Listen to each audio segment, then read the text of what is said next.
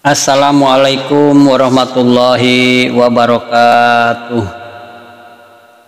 Alhamdulillahillazi ja'alana bil imani kamilin wa afhamana sara'i'iddin, wassalatu wassalamu ala sayyidil mursalin Muhammadin wa ala alihi wa ashabihi ajmain, amma ba'du. Hadirin yang dimuliakan Allah Subhanahu wa taala, kita jumpa lagi di channel Cermin, yaitu ceramah minimalis. Di video kali ini saya ingin menyampaikan satu tema dengan judul siapakah malaikat maut itu.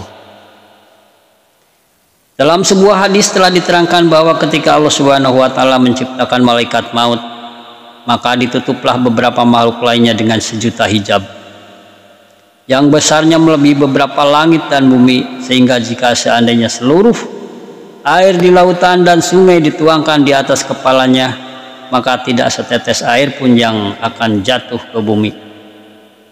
Sesungguhnya alam jagat raya ini mulai dari belahan barat hingga belahan timur berada di dalam genggamannya seperti sebuah meja di hadapan seseorang yang di atasnya terdapat beberapa hidangan, dan ia pun disuruh untuk memakannya.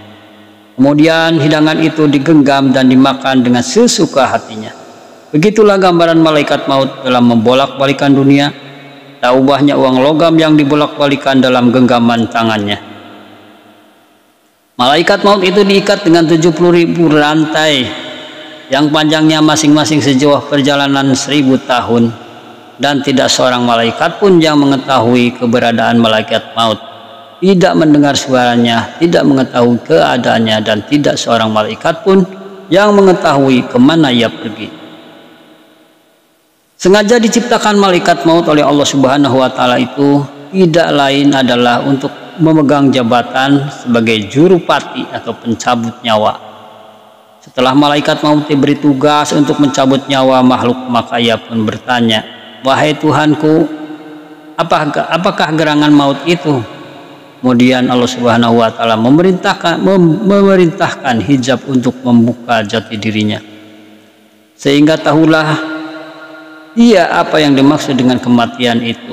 Selanjutnya Allah Subhanahu wa taala berfirman kepada segenap malaikatnya, "Mendekatlah kamu semua kemari dan lihatlah malaikat maut ini." Dan setelah semuanya mendekat, lalu Allah Subhanahu wa taala berfirman kepada malaikat maut, "Terbanglah di atas mereka dan bentangkanlah seluruh sayapmu dan bukalah seluruh matamu." Maka ketika malaikat maut menurut segala apa yang telah diperintahkan oleh Allah Subhanahu wa taala, tersungkurlah semua malaikat dan menjadi pingsanlah mereka selama 1000 tahun. Setelah mereka siuman kembali, lalu mereka bertanya kepada Allah Subhanahu wa taala, "Wahai Tuhanku, mengapa Engkau menciptakan yang lebih besar dari makhluk yang lain?" Allah Subhanahu wa taala berfirman, "Aku yang menciptakannya dan aku jauh lebih besar daripadanya, dan semua makhluk akan merasakan darinya."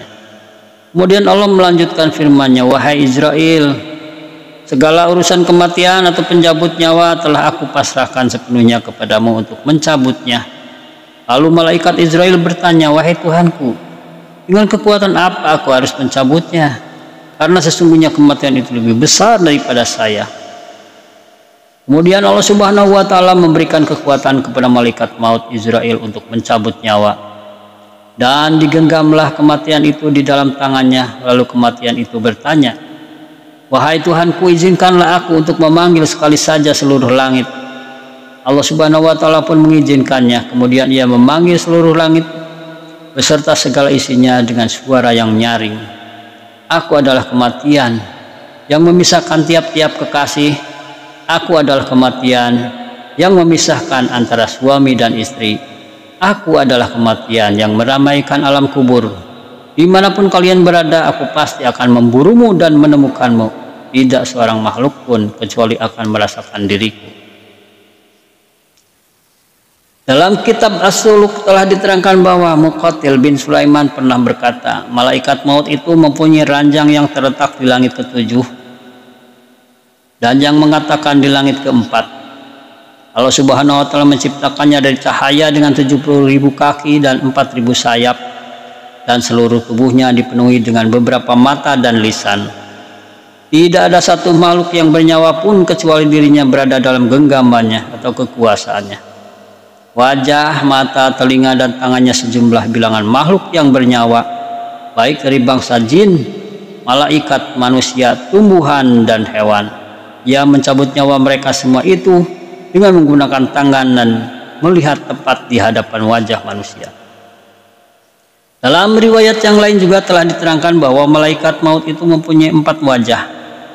Satu berada di depannya, yang kedua berada di kepalanya, yang ketiga berada di punggungnya, dan yang keempat berada di bawah kedua telapak kakinya, yang kesemuanya itu memiliki fungsi masing-masing. Wajah yang berada di kepalanya dipergunakan untuk mencabut ruh para nabi dan malaikat. Wajah yang berada di depannya dipergunakan untuk mencabut ruh orang-orang mukmin. Wajah yang berada di punggungnya dipergunakan untuk mencabut ruh orang-orang kafir. Dan wajah yang berada di bawah kedua telapak kakinya dipergunakan untuk mencabut ruh para jin, di mana ia selalu berdiri kokoh dengan masing-masing kaki berada di atas titian neraka jahanam, dan yang satunya lagi berada di atas ranjang surga. Diterangkan pula bahwa malaikat maut itu tidak akan turun untuk mencabut ruh seorang makhluk kecuali kepada seorang nabi dan rasul, karena ia mempunyai beberapa wakil atau pembantu untuk mencabut ruh atau nyawa beberapa makhluk lainnya. Juga ada yang mengatakan bahwa pada hari kiamat nanti, jika Allah Subhanahu wa Ta'ala sudah berkehendak untuk menghancurkan seluruh makhluknya termasuk manusia, maka dia cukup menghancurkan seluruh mata yang terdapat di tubuh malaikat maut Israel, hingga tinggal beberapa mata saja dari makhluknya. Dan ke-8 mata itu adalah malaikat Jibril, Mikail, Israfil, dan malaikat maut Israel sendiri, serta 4 malaikat pembawa aras. Adapun untuk mengetahui akhir ajal seseorang, maka malaikat maut akan dijatuhi lembaran yang bertuliskan tentang ajal atau sakit atas seorang hamba. Kemudian ia bertanya, "Wahai Tuhanku, kapan aku harus mencabut nyawa hamba tersebut? Dan dalam keadaan bagaimana aku harus mencabut nyawanya?" Maka Allah Subhanahu wa Ta'ala berfirman, "Wahai malaikat maut, ini adalah termasuk sebagian dari ilmu samarku yang tidak akan dapat diketahui oleh seorang hamba pun kecuali diriku sendiri. Akan tetapi aku beritahukan kepadamu tentang waktunya dan alamat makhluk yang akan kamu cabut nyawanya. Akan datang kepadamu malaikat yang bertugas mencatat amal perbuatan manusia dengan mengatakan, telah sempurna umur si fulan. Malaikat yang bertugas membagi rezeki juga akan datang kepadamu seraya berkata, telah sempurna rezeki dan amal perbuatan si fulan.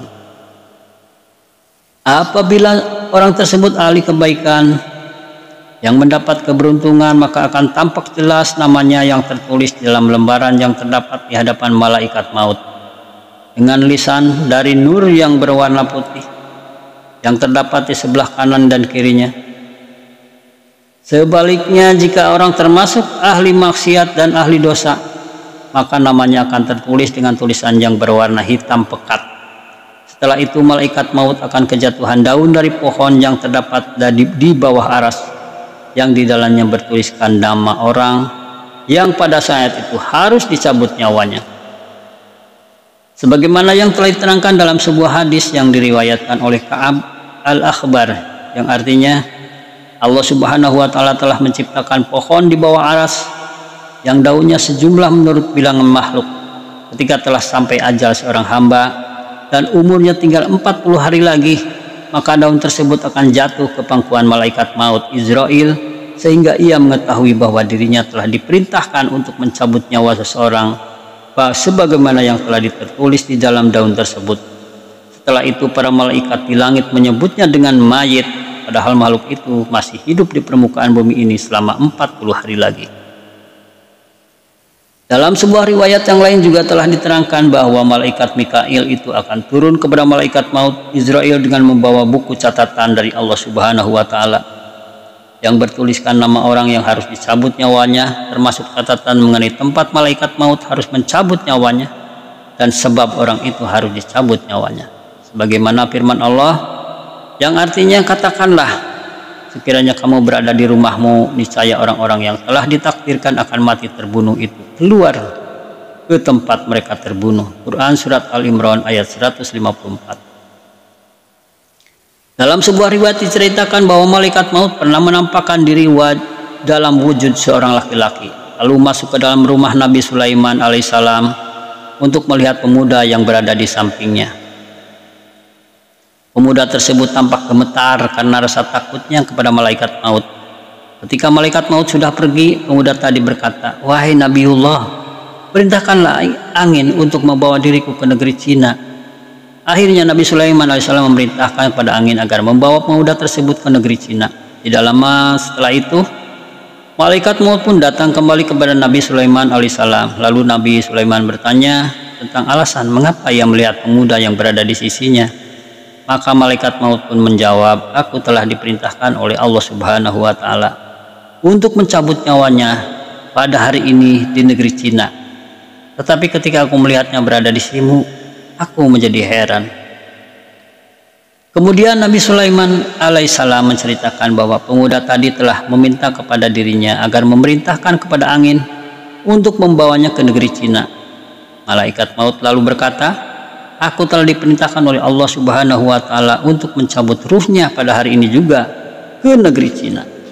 Itulah paparan singkat mengenai keberadaan malaikat pencabut nyawa atau malaikat Israel yang ditugasi oleh Allah Subhanahu wa Ta'ala untuk mencabut semua nyawa makhluk yang berada di dunia, di bumi. Mudah-mudahan dapat bermanfaat bagi semuanya, terutama bagi saya sendiri, umumnya pada semua pendengar. Mudah-mudahan Allah Subhanahu wa Ta'ala memberikan kita hidayah dengan ayat-ayat Al-Quran yang penuh hikmah, akhir kata, dan semoga keselamatan dan rahmat serta keberkahan selalu tercurahkan untuk kita semua. Billahi fi sabilil haq. Wassalamualaikum warahmatullahi wabarakatuh.